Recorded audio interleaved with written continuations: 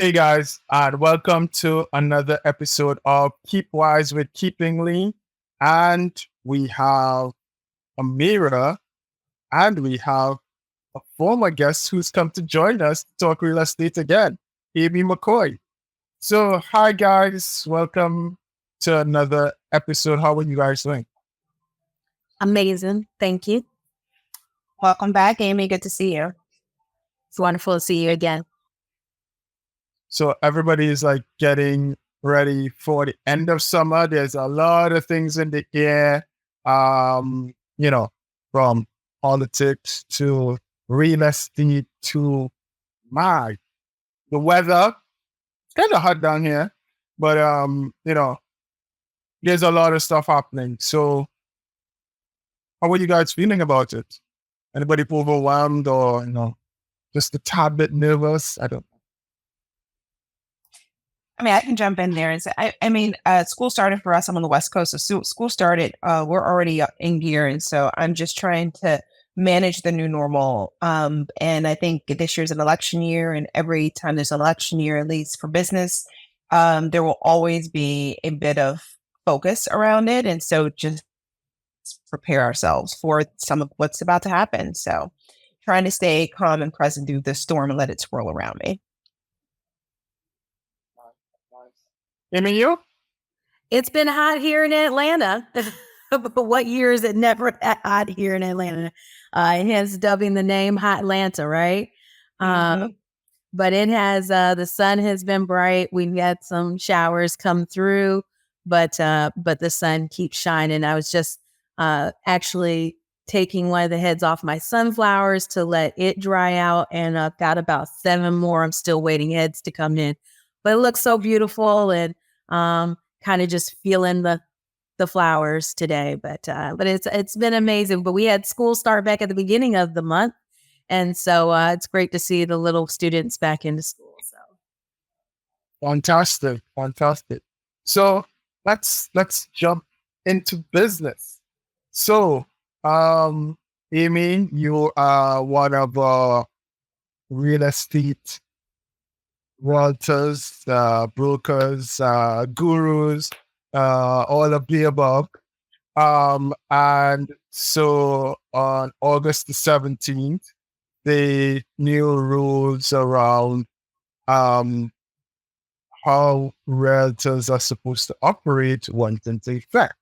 So for those who don't know, let's start there. What are these new rules about? So great question. And thank you. So for people like myself, who's been in this industry for the last 20 years, have been navigating the complexities of, the real estate laws every single year, because you have to deal with consistent policy changes, what's happening locally or statewide.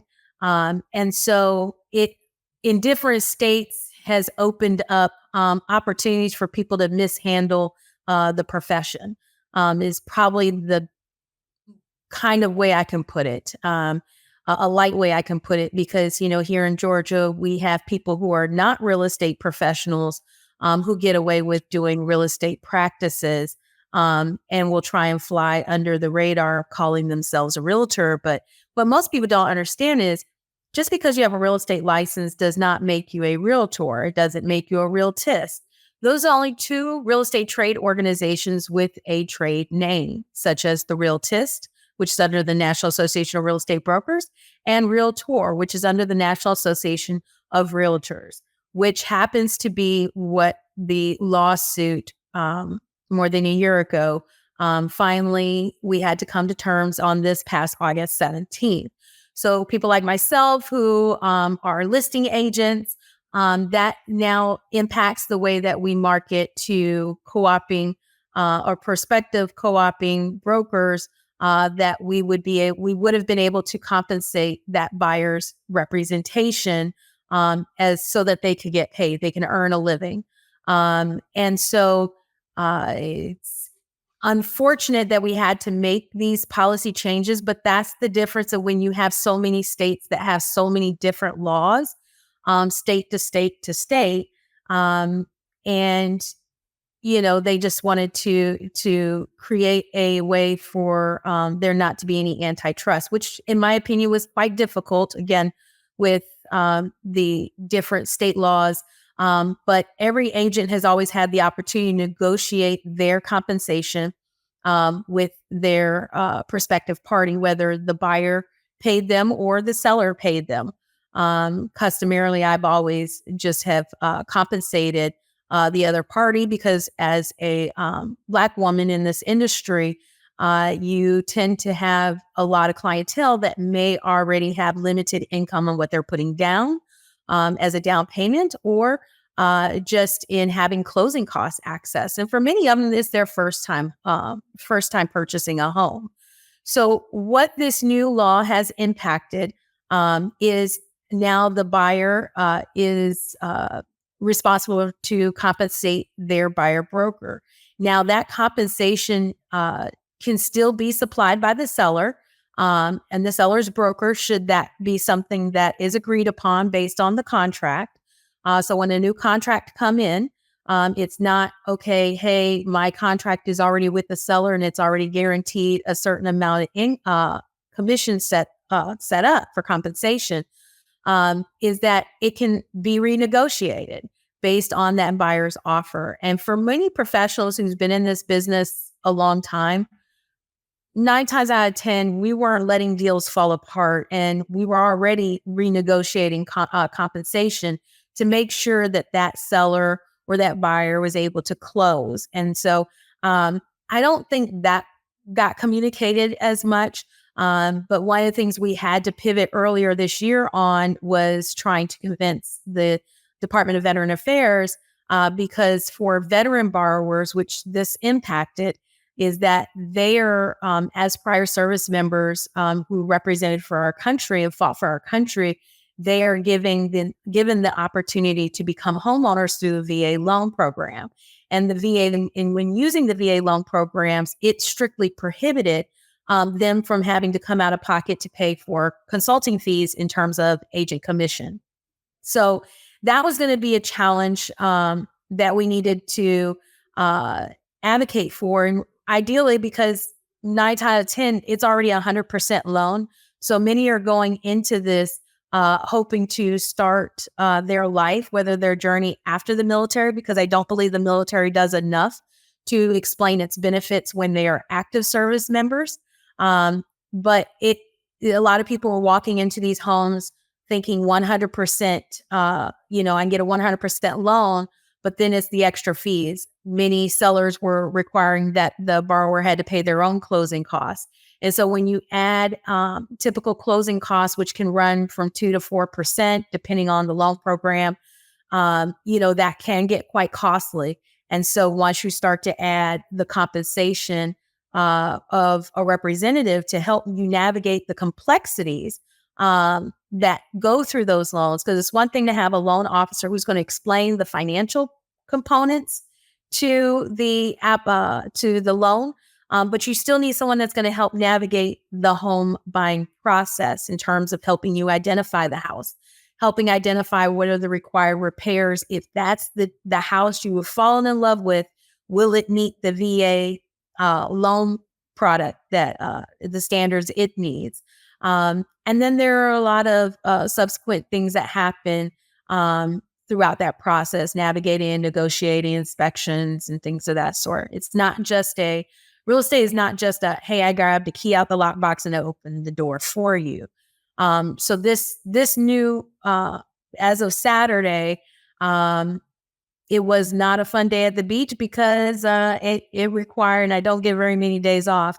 And so it required me to answer the phone like nonstop because the agent has to, needs to make sure that they understand what happens for each home that they're going to show in terms of how it's compensated. And the reason why that's important is because they need to be able to have that conversation with their borrower, the person purchasing, if on that house that they're going to be required to pay that compensation, or if it's already covered from the seller.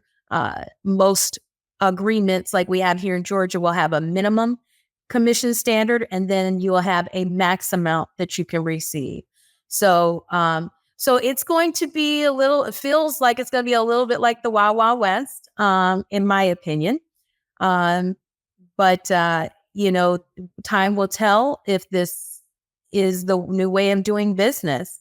And that we hope that for people who are typically marginalized in home buying process has the opportunity to get the adequate professional services that they need to help navigate the complexities of home buying. Because the trajectory we're on right now just lets me know we're on a pathway to a world full of a nation full of renters. So that's just my opinion. Thank you, Amy, for explaining. And I want to make sure that our listeners can really understand a few things. So I'd love to ask a few questions just to like pare some of it down if it's okay. One is, the fact that this is impacting agents, and you kind of alluded to the services that you're getting from an agent. Can you just help a basic individual understand what is it that they're getting from an agent? Because if I can go online and find the house and I just need you to walk me through the key, then what are the things that, and I will say, a good agent will do for you? Because there is a difference. And and I've met many different varies. And so some people don't know what a good agent looks like. Can you start there to help people say, like, what's that part first? Well, and that's a very good question. And because we have more than 1.6 million realtors, but just in the state of Georgia, we have 100,000 licensees, but only less than 50,000 of them are considered realtors. So that just lets you know the difference of who is, it doesn't mean that they're not a professional real estate agent, and because they're not a realtor, it just means that they don't adhere to a certain code of ethics. But most real estate agents, most real estate professionals should be giving you some line out of services that they're going to be able to help you navigate through this process with, right? So if you're going to have, as a home buyer, right, potential home buyer, and you're looking for a buyer's representative, you're going to want somebody who's going to first not just immediately run to go show you a bunch of houses, that they're going to take the time to consult with you first what it is your true needs are, and actually level with you to making sure that, hey, understanding that you've spoken with the loan officer or are going to refer you to a loan officer, but what to look out for when you're getting the loan. Because understanding that not all loan products meet the house's needs and vice versa, you want to make sure that you have the right type of product, just like you're finding the right type of agent. So you're going to have that consultation and understanding, breaking down, key terms of what to look out for so that you could be prepared that when you are going to that house, you know what to look out for. And if you are ready to make that offer, you understand that when it comes time to discussing that contract, you already know what's going to be lined out in that contract. But yes, after you have that consultation with them, then there's going to be a series of, okay, you've qualified for X amount on a house. But it really comes into the personality of that person. What is it in an area that they're looking for? And so you're finding that agent that's going to look that above and beyond to help with those characteristics that might fit what you're looking for. If you like walkability in a community, for me, I'm vegan. So if there's more vegan restaurants in an area, or if they're more dog friendly, those type of things, just to understand really what that borrower is looking for. That type of home, because the average home buyer does not move as fast as they used to. So you're going to think, okay, home buyer, what does the next 5 to 7 years look like for you? If they have certain criteria that they're looking for. And then as that agent, that they're really going and doing more than just sending you a house here or there, that they're really having those conversations with you. But when you do go to the house, being able to point out, hey, the grocery stores are down the street. This is what's going on in the area. Did you know that this is what's happening or possibly coming to the community that's been working on in economic development? I don't want to go too in the weeds because, again, different level of service for different agents, right? And not all agents charge on a percentage basis. Some may have a flat fee. And so some may just be writing the contract and giving no consultation whatsoever. So it really depends on what that borrower's expectations and what they're looking for, because you also have to think of it. I'm a former drill sergeant. So I identify very well for those analytical folks that just want to get straight to the point. What's it going to cost me? What does it mean in the end? Blah, blah, blah. And then you have those that are more former nurses or teachers that have that nurturing. So there's more of that connectivity that they want with the house, they want with the community. So it's identifying the styles that they look like, that they're looking for, not looking like, but what they look for, that you can, as an agent, help be able to not steer them in any particular way, but guide them to knowing what's available to them and all options.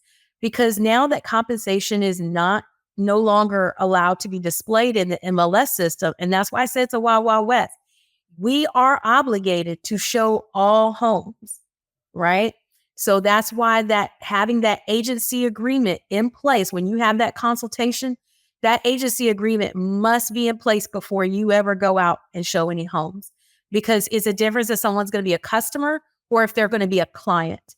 And that has to be in writing. And that's what came out of this, is everyone to make sure that everybody understands where they're at in this, in a transaction, is that it's in writing.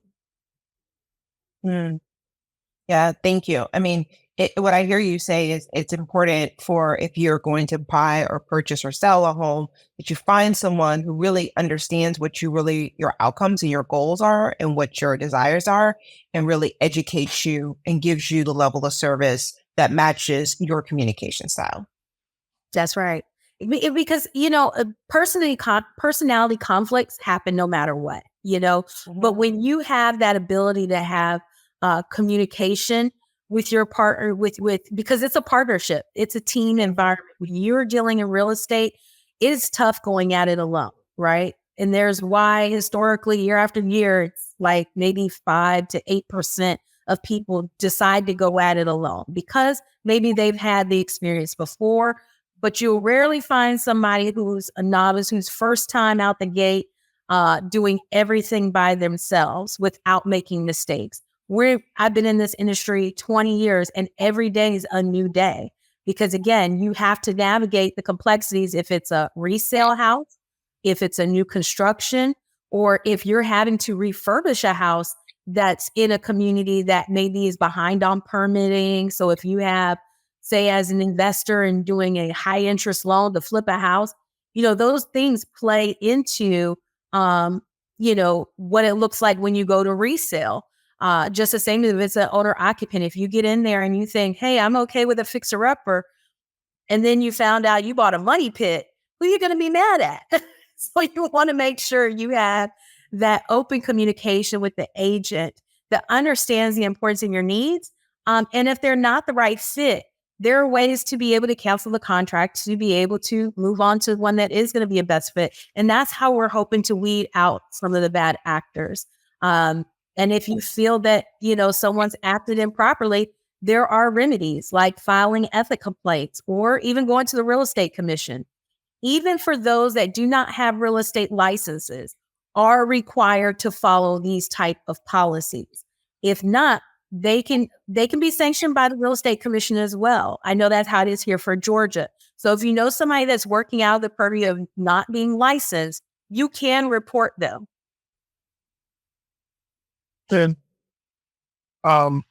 Amy does, one of the questions I had for Amira's question was like, tell us about the day-to-day life of a real estate agent, because what you said sounded really, really hectic.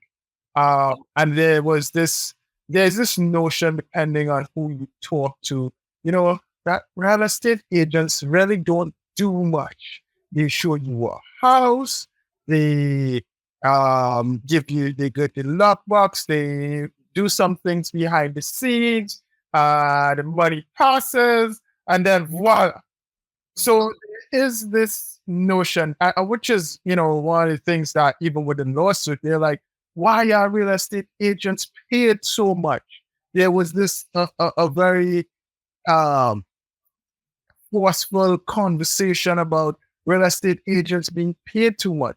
So that was one of my questions. And the second one, and you can answer them together, is like, there is a stat that says, I don't know, it's like 75% of persons go with the first agent that they speak to.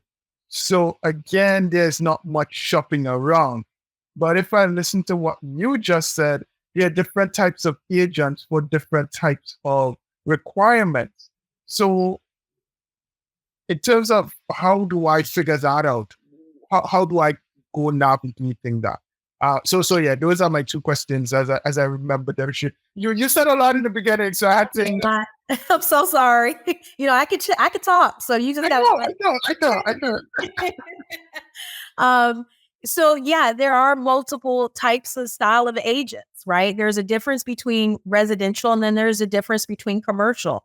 There's a difference in people who only want to work with buyers, and there are people that only want to work with sellers. As somebody who's an energy person, it's a lot of energy that comes at you when you have to deal with different personalities. Again, you deal with different people's mental health. You have to deal with different people's financial situations. Sometimes it's in crisis mode. Sometimes you're dealing with people that are dealing with grief. So people that are grief counselors make wonderful agents, I will tell you, because you hear a lot of it. And it's unfortunate, but that's another angle of business when you're dealing with probate. There's another angle of business when you're dealing with people that are foreclosure specialists, right? Because you're having to deal with the complexities of dealing with corporate banks and having to submit packages based off of their needs when those buyers come in. So it's having someone who's knowledgeable of that type of active business. What does that look like? I need to move fast. I need to be in a house because I'm relocating in 30 days, and I need to be able to have my kids enrolled in school. So looking at that scenario, if you're relocating in, then finding an agent who is familiar with the area, not just guessing, I think you got a grocery store down the street. There may be one or two, you want to make sure that you have someone who knows that area. I do property management, so I have properties all over the city of Atlanta. Do I know every single thing that's happening in Alpharetta? But if I know I'm working with a client, then I'm going to go and take that extra step to find it, right? So it just depends on the level of that communication with that client. Now, what I will say is, like you said, about 75% of the people go with the first agent, and that's probably because they've already established a bond, right? They were referred to them possibly because of someone else had business with them. And having that type of referral exchange, word of mouth, goes so far. But when I have someone who wasn't a referral that looked me up online, you want to be able to, how do you find out more about this person? Check their reviews, check to see how long they've been in business. Some people may have just decided to start their real estate career, but maybe they have a nurturing background, an educator's background, a military background, or things like that, have certain level of efficiency that will work to the skill sets you need to find the property that's going to work for your financial needs or family needs or whatever those needs actually are. Real estate is a very expensive hobby. It's like golf. So, it's not easy to just twiddle thumbs 365 days out of the week, because you will go broke. But if you really want a day in the life of an agent, it can be tough. Sometimes this morning I had to go clean a house at 7 a.m. this morning, go sweep up, get prepared for a tenant that's getting ready to come move in. And then, but I had a government affairs meeting in the county over next door. So having to be there before 9 a.m. to then get back over to the next office to have a couple of calls before the next meeting. You just never know what's happening. I'm a little different because I'm highly involved, but this week alone, I've gone to a school board meeting. I've gone to a city council meeting. I've gone to a commissioner's meeting, set aside from what I have to watch online because I can't be there in person. and still fit in with listing appointments. Because, you have to look at the ratio of, for every house you go to an appointment on, is that a house you get as a listing, or do you work with that buyer that just because you had a buyer's consultation that they go with you? We know that the market made a major change last year in terms of how houses were flying off the shelf. So you have to now really look at if you are able to take that buyer out, if there is homes available, inventory is still at a shortage. So you are, it's a lot. It's not a 9 to 5. Like I said, sometimes I could already be at an appointment at 7 a.m. in the morning and may not be pulling up to the house until 11 p.m. One guy, I don't think we're dating anymore because he was like, Amy, you act like you're Beyonce busy. And I was like, I'm Amy McCoy busy. I wish I could go to a Beyonce concert, but it's been a couple of years.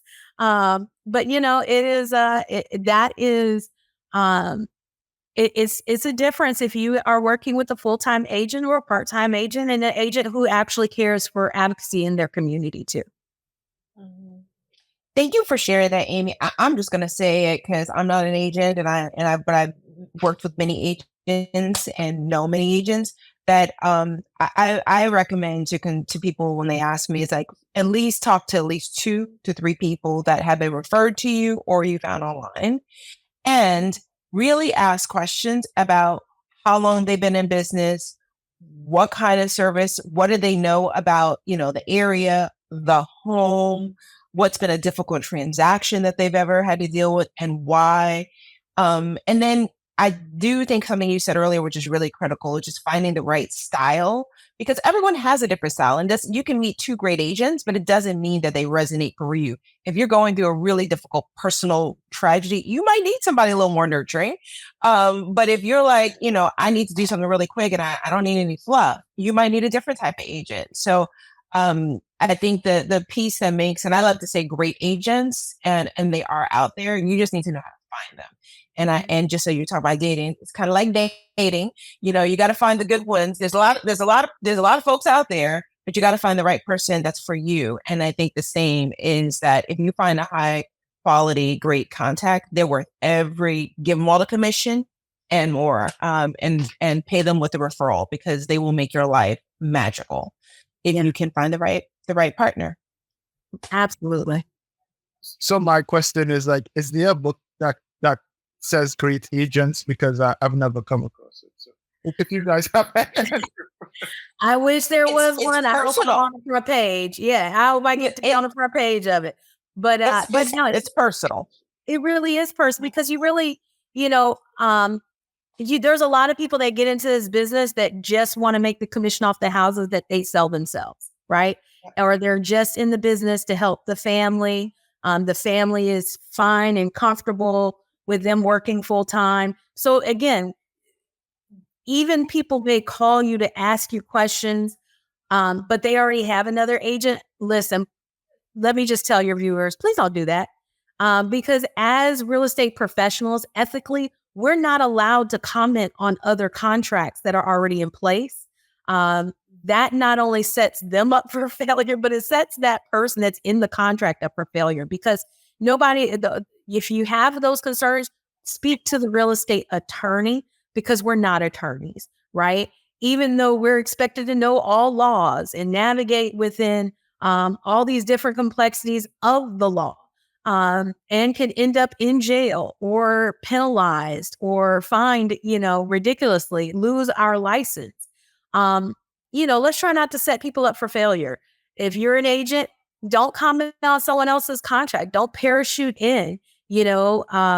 Creating that type of discord doesn't allow for confidence in our industry. And so it's about being a good player, and being a good practitioner, and staying up on your education, staying involved in your community. Your community will know who you are. Sometimes I think, man, I hope they don't forget about me. And then you walk in and they're like, there's Miss McCoy. And I'm like, what question you got? Because I'm excited always about real estate. I love the things we're able to do within our community. And influence the policies that's going to actually help get more people into homes and ownership. Okay. Great real estate agent, work advocate. That's what I call you, Amy. Um, but so you were talking about what is going on in the community. So beyond all the new changes and all these very different evolutions of the ecosystem in the past 2 months, what else have you been up to in your community as an agent and as an agent of the community? See, I got one. So as an agent of the community, again, I show up. I show up like to school board meetings. I'm showing up to city council meetings, showing up to commissioner meetings, showing up even to just resource events, right? Because it's about being present and it's about being there when people have these concerns. Right now, many communities are faced with, rising taxes. And so it's educating the economic impact of why buying homes are important for a community, why it's important of having housing diversification in communities. Because right now the trend is to make everything rentals. And in order to properly budget for school systems or even how you're going to put in infrastructure in the future, you won't be able to depend on it if an entire community is based on rentals, because when rents are too high, people move, and that is going to cause a problem we all don't want. So there has to be housing diversification.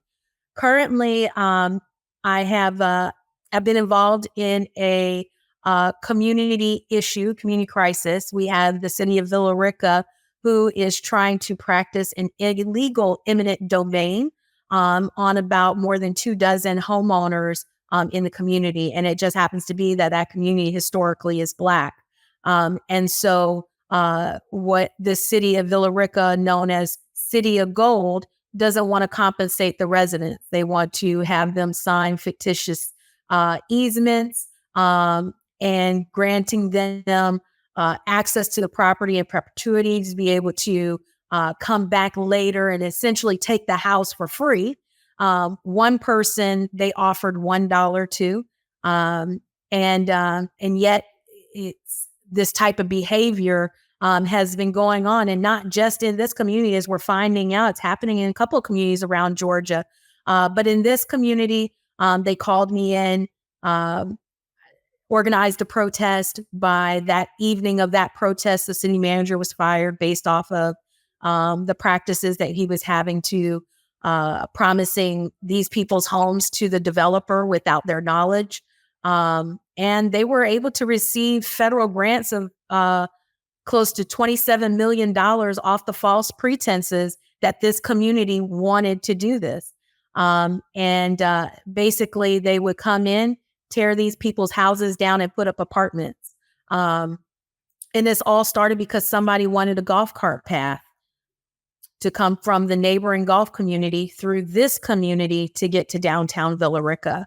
And so it's advocates like myself. There have been other realtors that have joined in that fight along with the community.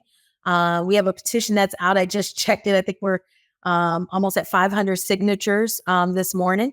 And so, we have been making our rounds with different attorneys, Department of Justice, just different organizations to try and get some help, because a lot of people will wait until after the fact. But if we have an opportunity to save people in their houses, that's the direction we're focused on right now.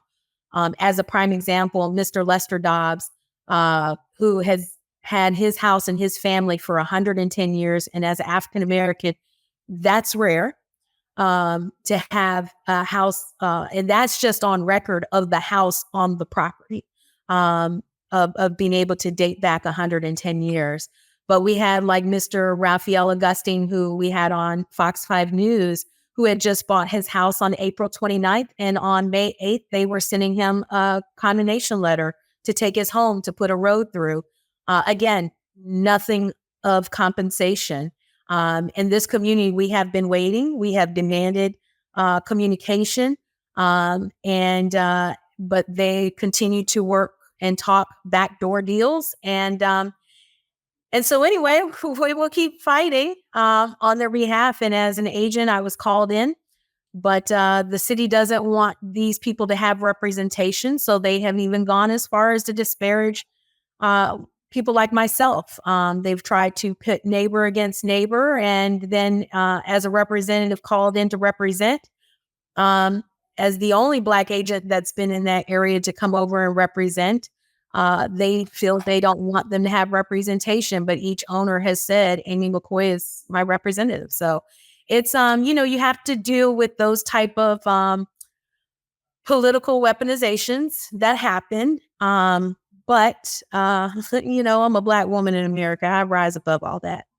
So that's just me. Wow. Thank you for sharing some of the work that you do. And when I talk about the greats, right? Like the track record and hearing what you do and what you care about, it's just another prime example that you're not just doing it for a commission, you're doing it because you care about people and you care about communities. And the question that people should ask about how the people are involved in their communities before they select an agent, because you want to be with someone who wants to see your community thrive and not be tear down. Thank you. Thank you. I appreciate that. And it's not even a community I live in, but because they know that that's my background. They know as a fair housing advocate, like, okay, Amy can help get us on a path, and helping structure organization to create the Heritage Preservation Coalition to help get them into, what needs to be, how things need to be galvanized, putting the structure together. And of course, this isn't the stuff I get paid to do, but it's about having a passion about keeping the homeowners in their houses, or creating more home ownership. To remove these homeowners is one thing, but to turn it into rentals that is a community that does not even look like what's there, should cause pause. And if it doesn't, then we have the wrong leaders that are running that local community. And so as this is an election year, and it's things that we should always be mindful of when we're looking at our political leaders, please don't just go to the voting booth and then think about who's on the ballot. Get that ballot ahead of time. Understand where they are in their initiatives. How has this person voted in the past? If they're new to the council or commission or even school board, what is their background to have knowledge or even desire to help? Because, I always tell people, not all skin folk, kinfolk, but not all people on the same political line have the same goals that you may have at that time. We live in America, and sometimes things happen and people don't care who it affects until it affects them. And so all I'm saying is be conscious of what's happening in the community, because not willing to take a stand with someone today could be that you're on the receiving end of it tomorrow. And that's the unfortunate part. But in this election season, I hope most people are starting to revive, themselves, that this is an exciting election cycle. What's to come? You have one side full of hope, and then you got the other side. So whatever side that is for you, just make sure that you are actually looking at those people's records.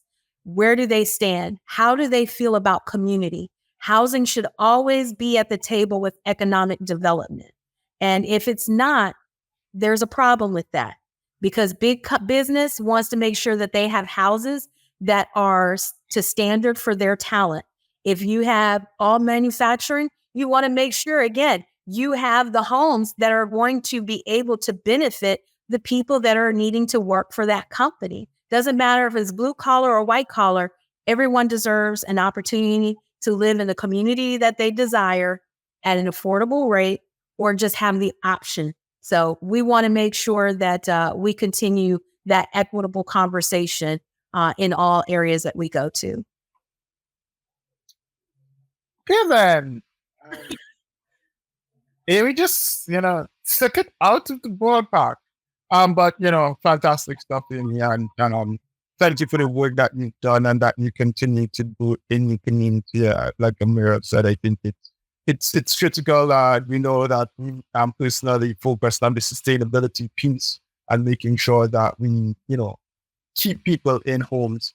And I think that, what you're working on really is focused on, despite the fact that you're not paid for it, but I think that, just helping in the community and adding your voice is a critical piece to ensuring that, we protect home ownership and the whole ecosystem for the next generation, and building, pathways.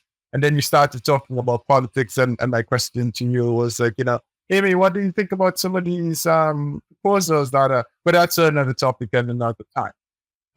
But I think that, as we, try to look at what's out there for potential homeowners, it is a critical aspect to ask yourselves those questions, and to really understand what the persons who you elect are advocating for you and your housing needs. Because again, everybody has different housing needs, everybody has different requirements, and what those things look like.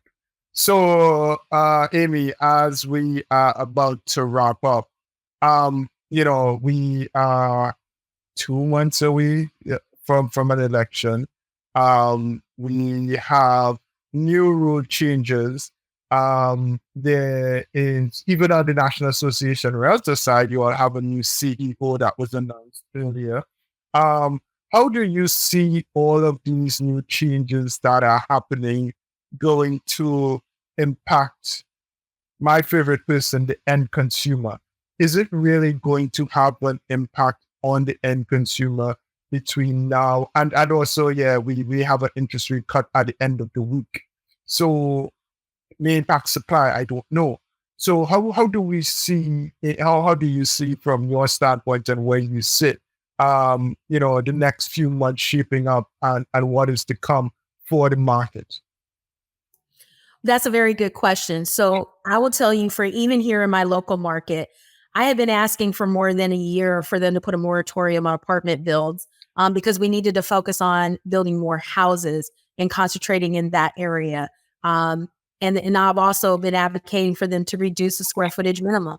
So it really comes into looking at what your local municipalities are doing or your local commission is doing, to see how the housing stock is even in place, because there have been a lot of barriers recently integrating, getting actual permits approved. Who's the oversight for them? Are they properly staffed? And so it really, that's where I go back into really investigating who the local politicians that are actually, in their respective election races, to know how they prioritize things, right? Because you need to make sure that you have proper resources being allocated to all areas. So this next 60 days, realistically, is going to be eye-opening, because I do like that from the federal level, presidential level, you have one that's very focused on housing.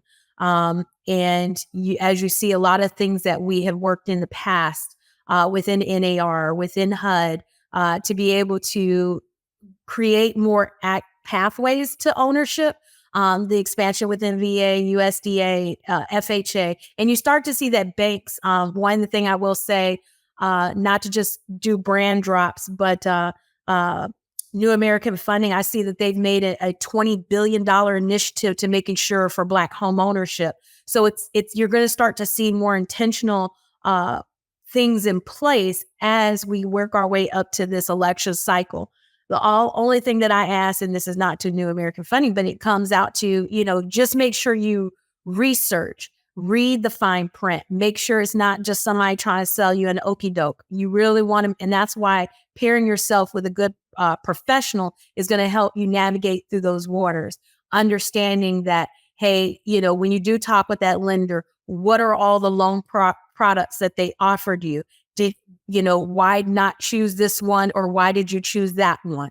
Really making sure that consumer has an opportunity to really understand what it is. And then once you do become a homeowner, let me do another little shameless plug for Keepingly, keepingly.co, because you're going to want to be able to have a system in place to be able to hold all your information from your closing statements to your warranty documents, to being able to house where your utility bills and things of that sort.